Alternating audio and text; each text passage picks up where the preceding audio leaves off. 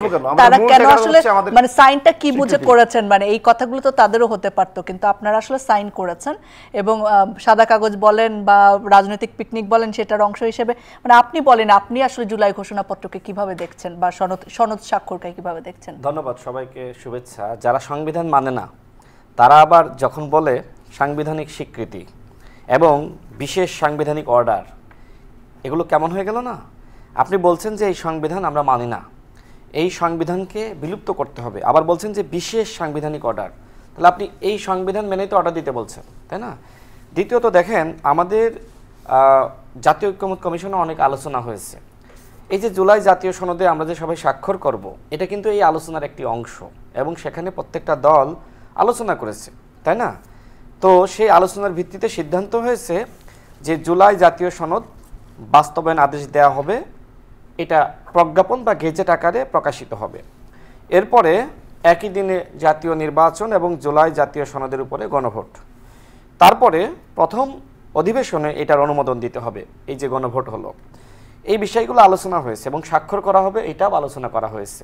ঐক্যমত্য কমিশনের যে মন্তব্য, তারা বলছে যে আমরা স্বাক্ষর না করে আমরা সরকারের কাছে কিভাবে সুপারিশ করব। মানে তাদের তো একটি সুপারিশ লাগবে যে এই বিষয়গুলো বাস্তবায়ন করার জন্য বিশেষ সাংবিধানিক অর্ডার এটা জারি করতে হবে।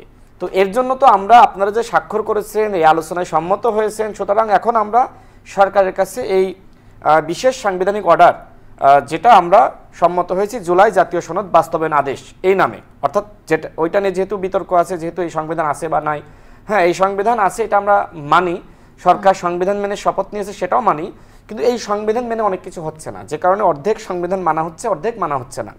তো এই জন্য সেখানে আলোচনা হয়েছে যে জাতীয় জুলাই সনদ বাস্তবায়ন আদেশ এটা গেজেট আকারে জারি করা হবে। এনসিপি সহ সবাই একমত হয়েছে, বিএনপি, জামাত, গণ অধিকার পরিষদ। গণভোটের ব্যাপারে কিছু দ্বিমত আছে, যে কেউ বলছে নির্বাচনের আগে গণভোট করার জন্য, বাট এনসিপির দুই ধরনের মন্তব্য এসেছে। প্রথমত তারা বলল যে একই দিনে জাতীয় নির্বাচন এবং গণভোট সম্মত হলো, এরপরে তারা ইউটার্ন নিয়ে বলল যে না, গণভোট আগে হতে হবে। এখন আবার তারা বেশ সফট, তারা বলছে আগে পরে যখনই হোক সমস্যা নাই, বাট বিশেষ সাংবিধানিক অর্ডার, যেটার আমরা নামকরণ করেছি জাতীয় জুলাই সনদ বাস্তবায়ন আদেশ, এটা আগে জারি করতে হবে। এখন স্বাক্ষর ছাড়া তো এটা জারি করা যাবে না, এটা ঐক্যমত্য কমিশন তাদেরকে বুঝিয়েছে। এটা আপনাদের যুক্তি, আমি একটু শেষ করি। দেখেন, তারপরে তাদের সাথে আলোচনার ভিত্তিতে যে অঙ্গীকারনামা, সেখানে অন্তর্ভুক্ত করা হয়েছে যে এই জুলাই জাতীয় সনদের আইনগত ভিত্তি এবং সাংবিধানিক স্বীকৃতি দেওয়া হবে, এই কথাটা সেখানে অঙ্গীকারনামায় অন্তর্ভুক্ত করা আছে। তারপরেও এনসিপি কেন যায়নি আমি জানি না।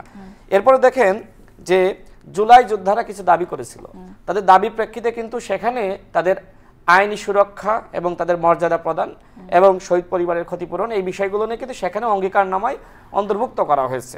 সেখানে একটি লাইন ছিল, এখন জুলাই যোদ্ধারা মনে করছে এই লাইনের মাধ্যমে ভবিষ্যতে আমাদের বিচার হতে পারে। হাসিনা যদি আগামী 20 বছর পরে ফেরে, তখন কি হবে? তখন কি বিচার হবে না?